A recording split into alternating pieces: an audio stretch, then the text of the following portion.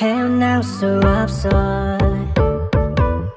한참 동안 널 바라보면 I feel like I'm in an ocean 너의 마음속 유영하는 듯 해밤새 널 생각해 못 참아 홀린 듯 너에게 난 Wanna dive into your ocean 더 파랗게 Please I think about you and I 서로를 바라봤던 আসসালামু আলাইকুম welcome back to my channel রুকুর রান্নার recipe and ব্লগে সবাইকে আবারও স্বাগতম। যে যেখানে আছেন আশা করি সবাই সুস্থ এবং ভালো আছে। আজকের ভিডিওটা বিকেল থেকে শুরু করছি। এখানে দেখতেই পারছেন চিংড়ি মাছ ভিজিয়ে নিচ্ছি, ফ্রিজ থেকে বের করে ভিজাচ্ছি। আর চিংড়ি মাছ রান্না করব। আর জিসানার আব্বু গেছে মার্কেটে শীতের মার্কেট করার জন্য। কী মার্কেট করে আসে তাও আপনাদের মাঝে শেয়ার করব। আর সামনে আমার বার্থডে, আমার জন্য কী কিনে আনছে জিসানার আব্বু, কী কিনে আনবে তাও আপনাদের মাঝে শেয়ার করব। অবশ্যই পুরো ভিডিওটি দেখবেন, না দেখলে তো জানতেই পারবেন না কী কেনাকাটা করলো, আমার জন্য কী কিনলো। এখানে দেখতেই পারছেন পেয়ারা কেটে নিচ্ছি, খাবো আর কাজ করব তাই পেয়ারা কেটে নিচ্ছি। এখানে খেতে খেতে কাজ করতে কিন্তু খুবই ভালো লাগে। দেখতে পাচ্ছেন সবগুলো পেয়ারা এখন কেটে নিয়েছি। এখন চিংড়ি মাছ রান্না করার জন্য এখানে নিয়েছি পেঁয়াজ, কাঁচামরিচ আর একটি টমেটো নিয়েছি। টমেটো কাটতেছি, টমেটো গোল গোল করে কেটে নেব। টমেটো কাটতেছি আর ভাবতেছি একটি টমেটো দিয়ে কি চিংড়ি মাছ রান্না হবে। ভাবলে আর কি, টমেটো তো আর নেই, তাই একটি দিয়ে আজ রান্না করতে হবে, কিছু করার নেই। একটি টমেটোই ছিল, ফ্রিজে গিয়ে দেখি একটি টমেটোই আছে, তাহলে একটি টমেটো দিয়ে আজ কাজ চালিয়ে নিই। এখানে কাঁচা মরিচ বেশি করে কেটে নিচ্ছি আর পেঁয়াজ বেশি করে কেটে নিচ্ছি, তাতেই হবে। চাইছিলাম যে চিংড়ি মাছটা শুধু ভাজি করতাম পেঁয়াজ দিয়া, ভাবলাম একটু ঝোল করে রান্না করি, তাতে ভালো লাগবে, আর কিছু রান্না করব না। তারা কি আনে দেখি আগে, তারপর ডিম ভাজি বা অন্য কিছু রান্না করব। এখানে সবগুলো কাটা শেষ। এখন আমি একটি প্লেটে উঠিয়ে নিচ্ছি আর একটি করে পেয়ারা খেয়ে নিচ্ছি। আর এখানে দুধ জল করে নিচ্ছি। আমার ছেলে দুধ খুবই পছন্দ করে, তার জন্য দুধ সবসময় রাখি ফ্রিজে। রুজিনা করেছি আধা কেজি করে। এখানে বাকি অবশিষ্ট তেল বাকি ছিল, ভাজা পোড়া করার সময় পিঠা ভেজেছিলাম, তেলের পিঠা। সেই রেসিপি আপনাদের মাঝে শেয়ার করব অবশ্যই। আর অবশ্যই লাইক দিয়ে দিবেন, যারা এখনো লাইক দেননি তারা অবশ্যই আমার চ্যানেলটি লাইক করে দিবেন। আর যারা এখনো আমার চ্যানেলটি সাবস্ক্রাইব করেননি তারা অবশ্যই আমার চ্যানেলটি সাবস্ক্রাইব করে দিবেন আর পাশে থাকা বেল আইকনটি প্রেস করে রাখবেন, তাহলে আমার ভিডিও দেওয়ার সাথে সাথে আপনার কাছে সর্বপ্রথম চলে যাবে। আর যারা ফেসবুক থেকে দেখে রাখছেন তারা অবশ্যই আমার ফেসবুক পেজটি ফলো করে রাখবেন। এখানে চিংড়ি মাছ বরফ ছেড়ে দিয়েছে। চিংড়ি মাছ বরফ ছাড়তে কিন্তু দেরি লাগে না। এখানে আমি লবণ দিয়ে ভালো করে পরিষ্কার করে নেব। আর আমি পরিষ্কার করে ফ্রিজে রেখে দিয়েছিলাম, তাও আরেকবার পরিষ্কার করে নিচ্ছি। আরেকবার লবণ দিয়ে ভালো করে পরিষ্কার করে নিচ্ছি।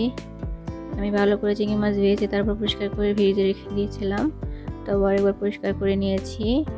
আর এখানে চিংড়ি মাছ রান্না করার জন্য একটি কড়াই বসিয়ে নিয়েছি।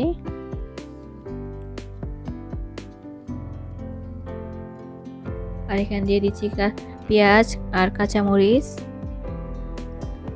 আর দিয়ে দিচ্ছি রান্নার সয়াবিন তেল। এখন ভালো করে পেঁয়াজ আর কাঁচামরিচ ভেজে নেব। আপনারা ভাবছেন যে কাঁচামরিচ আগে দিয়ে দিয়েছি কেন, আমার কাঁচামরিচটা ভেজে খেতে খুবই ভালো লাগে। আর পরে আস্ত দিলে কেমন লাগে জানি, আমার কাছে ভালো লাগে না, আবার দেই ফ্লেভারের জন্য। কিন্তু এখন আমি একবারে ভেজে নিচ্ছি। আপনারা এরকমভাবে চিংড়ি মাছ রান্না করে দেখবেন। আর আমি কিন্তু চিংড়ি মাছে কোনো রকম আদা রসুন দিয়ে ইউজ করি না, আমি এভাবে রান্না করি কারণ চিংড়ি মাছের একটা সুন্দর একটা ফ্লেভার আছে, ওইটাই আমার কাছে ভালো লাগে, তাই আমি কোনো মশলা অ্যাড করি না। এখানে আমি লবণ দিয়ে দিচ্ছি পরিমাণ মতো, আর হলুদ, মরিচ আর ধনিয়া গুঁড়ো এখানে দিয়ে দিচ্ছি পরিমাণ মতো। আর কে কে চিংড়ি মাছ আদা রসুন দিয়ে খান অবশ্যই আমাকে কমেন্ট করে জানাবেন আপুরা। এখন ভালো করে কিন্তু মশলাটা কষাতে হবে। টমেটো আমি দিয়ে দিচ্ছি এখানে, টমেটো দিয়ে তারপর ভালো করে আমি মশলাটা কষিয়ে নেব। মশলাটা কষালে কিন্তু খেতে খুবই ভালো লাগে, আর মশলা গন্ধ করবে না চিংড়ি মাছের মাঝে। মশলাটা কষানো হয়ে গেছে, এর মাঝে আমি চিংড়ি মাছ দিয়ে দিচ্ছি। এখন দিয়ে ভালো করে কষিয়ে রান্না করে ফেলবো। চিংড়ি মাছ কিন্তু রান্না করতে দেরি লাগে না, জলদি চিংড়ি মাছ রান্না হয়ে যায়। এখন চিংড়ি মাছ ভালো করে কষানো হয়ে গেছে। এখন ঝোলের জন্য অল্প পরিমাণ পানি দিব। এখানে অল্প পরিমাণ পানি দিয়েছি। আমি চিংড়ি মাছটা একটু ঝোল ঝোল রান্না করব, এত আবার শুকনোও করব না, আবার এত ঝোলও করব না, মাঝে মাঝে যেই হালকা থকথকা ঝোল থাকে সেরকম করব। একটি রান্না করতে গেলে কতটা সময় লাগে আর কতটা খাটতে হয় আমরা গৃহিণীরাই জানি। অনেক মাস মনে করে এক তরকারি বা দুই তরকারি রান্না কি বিষয়, রান্নাটা কি, রান্না করতে কিন্তু অনেকই কষ্ট হয়। যারা রান্না করেন তারা ঠিকই বুঝতে পারেন। এখানে আমার ছেলে চলে আসছে, জিসান কত কিছু মার্কেট করে নিয়ে আসছে, যেটা কিনতে চাইছে সেটাই কিনে নিয়ে আসছে। এখানে নিয়েছে তার একটা জ্যাকেট নিয়েছে, সেই খুলে খুলে আজকে আপনাদের দেখাবে। অবশ্যই উপলক্ষে আপনারা একটি লাইক দিয়ে দিবেন, কারণ আমার ছেলে আপনাদের মার্কেট দেখাচ্ছে, তার মার্কেট, সে খুবই খুশি। জ্যাকেট আছে তার কিন্তু ছোট হয়ে গেছে, তাই আরেকটি কিনে নিয়ে এসেছে। আর আমি একবার শীতের কাপড় চোপড় তাকে কিনে দিয়েছিলাম হালকা পাতলা, এখন ভারী কাপড় কিনে নিয়ে আসছে। এখানে তার আব্বুর জন্য জুতা কিনে আনছে, আমি খুলতে পারি না তাই সেই টানাটানি করে খুলে ফেলছে। ভালোই জুতাগুলো আমার ছেলে সুন্দর করে দেখাচ্ছে, আপনাদের দেখতে পাচ্ছেন, উল্টো করে দেখাচ্ছে। সোজা করো সোজা করে তারপর দেখাবে যখন। এখন তার জুতা বের করে দিচ্ছি আমি, সে তার জুতা পেয়ে খুবই খুশি, দেখতেই পাচ্ছেন অনেক খুশি সে তার জুতা পেয়ে। সে কালকে জুতা পরে সে ঘুরতে যাবে, সে বলতেছে আমাকে কালকে জুতা পরে ঘুরতে নিয়ে যাবা। তার জুতা কয়েকদিন আগে কিনে দিয়েছে, আবার কিনে দিয়েছে, তার যে কত জোড়া জুতা হিসেব নেই।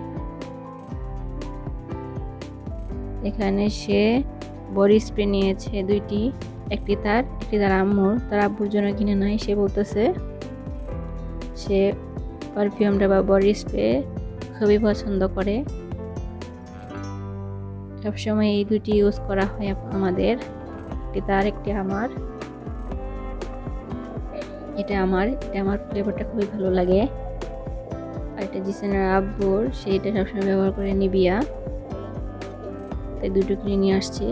আর এখানে কি লেবু নিয়ে আসছে, এখানে লেবু দিয়ে শরবত করে দিব এখন। তার কিন্তু খুবই কয়েকদিন যাবত অসুস্থ সে, তাই লেবু নিয়ে আসছে।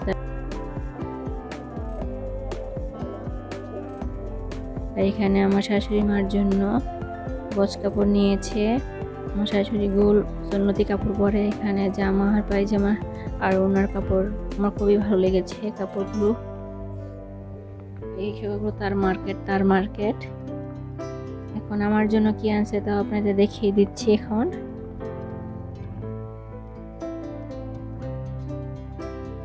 সে জুতো পরে নিচ্ছে, জুতো পরে আমাকে দেখিয়ে নিবে আগে।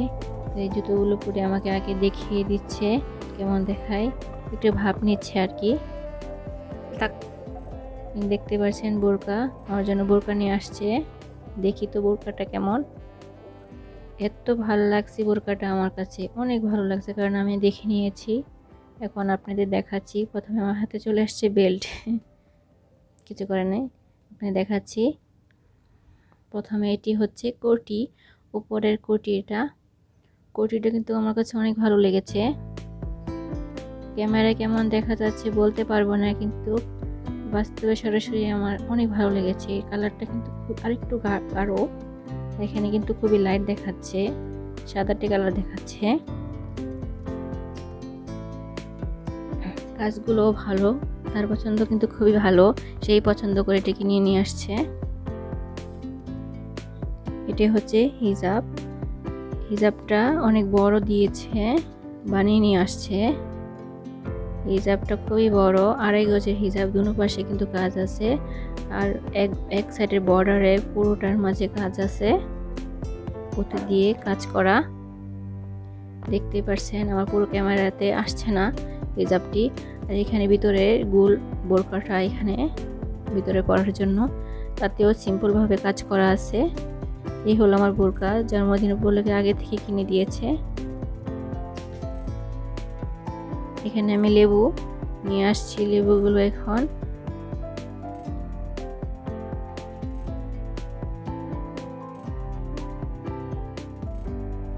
গুছিয়ে রাখবো। লেবুগুলো এখন গুছিয়ে রাখবো, গুছিয়ে রেখে একটি দিয়ে তার জন্য লেবু শরবত করে দেবো। কয়েকদিন যাবত তার শরীরটা ভালো না,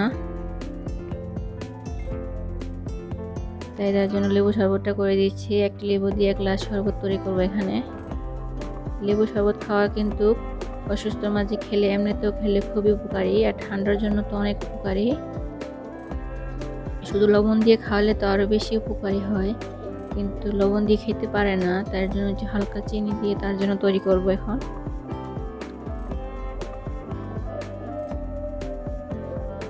এখানে চিপে রস বের করছি, হাত দিয়ে চিপা। লেবু চিপতে কিন্তু খুবই কষ্ট হয়।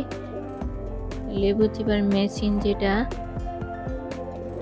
ওইটা কিনি না এখনো, কিনবো, এবারে শীতেই কিনবো ইনশাল্লাহ। এখানে চিনি দিয়ে দিচ্ছি অল্প পরিমাণ, আর চামচটা কিন্তু আমার ছোট, তাই দেখতে পাচ্ছেন বেশি পরিমাণ দিয়েছি, কিন্তু না, ছোট অল্প পরিমাণে দিয়েছি, বেশি একটা মিষ্টি হয় নাই। আমি আবার চেক করেছিলাম, আর টক টক ভাবটা একটু বেশি। এখন এগুলো পরিষ্কার করে নেব, দিয়ে আসছি খাইতে লেবুর শরবত। রাত্রে খাওয়া দাওয়া শেষ হয়ে গেছে, এখন খাওয়াটা দেখাইলাম না। এখন আমার ছেলের জন্য এখানে দুধ নিয়েছি গ্লাসে, যতটুকু সে খাইতে পারে ততটুকুই, অল্প পরিমাণ করি, তার দুধের পরিমাণটা বাড়াই, কারণ একবারে যে গ্লাসটা ভরে দিই তাহলে কিন্তু সে খেতে পারে না। প্রথমে একবারে কম ছিল, তারপর একটু বাড়াইছি, এখন আর একটু বাড়াইছি, এভাবে করে পুরো গ্লাসই তাকে দেওয়া হবে। রাত্রে ঘুমানোর আগে অবশ্যই পুরো বাচ্চাদের দুধ দেওয়ার চেষ্টা করবেন। এখানে মিষ্টি নিয়েছিলাম খাওয়ার জন্য, তখন তাকে দিয়েছি মিষ্টি, সে খাবে না, তাই আমি খেয়ে নিচ্ছি। সে খাবার খেয়ে নিয়েছে, তাই আবার দুধ খাচ্ছে, তাই তার পেটে আর জায়গা নেই, তাই এখন আমি খাইয়ে নিচ্ছি। খাওয়া দাওয়া শেষ, এখন সব কিছু পরিষ্কার পরিচ্ছন্ন করতে হবে। রান্না বাড়া খাওয়া দাওয়ার পরে কত কাজ থাকে, ওইগুলো করে তারপর শুতে হবে। গৃহিণীদের কাজই এটা, নিত্য নতুন কাজ। সকালে ঘুম থেকে উঠে সারাদিন রান্না বান্না কাজ, এগুলোই গৃহিণীদের কাজ। এখন একই রুটিন, বাচ্চাদের স্কুলে মাদ্রাসায় নিয়ে যাওয়া, কাজ করা, খাওয়া দাওয়া, রান্না বাড়া, এগুলোই কাজ আমাদের গৃহিণীদের। সবগুলো পরিষ্কার পরিচ্ছন্ন করে তারপর শুতে যাব। সবার খাওয়া দাওয়া শেষ, এখন বাজে 11টা বাজে, এখন রাত্রিবেলা। আমি সবগুলো পরিষ্কার করে নিচ্ছি। রাত্রের বেলা পরিষ্কার পরিচ্ছন্ন করে রাখলে তেলাপোকার উৎপাদনটা কম হয়, তাই অবশ্যই পরিষ্কার পরিচ্ছন্ন করে ঘুমাবেন, আর বরকতটাও বেড়ে যায়। আর আমার চ্যানেলটি এখনও যারা সাবস্ক্রাইব করেনি, অবশ্যই আমার চ্যানেলটি সাবস্ক্রাইব করে দেবেন, আর পাশে থাকা বেল আইকনটি অবশ্যই প্রেস করে রাখবেন। আর যারা এখনও লাইক দিননি আমার চ্যানেলটি লাইক দিয়ে দিবেন। সবাই সুস্থ থাকবেন, ভালো থাকবেন, সবাইকে আল্লাহ হাফেজ।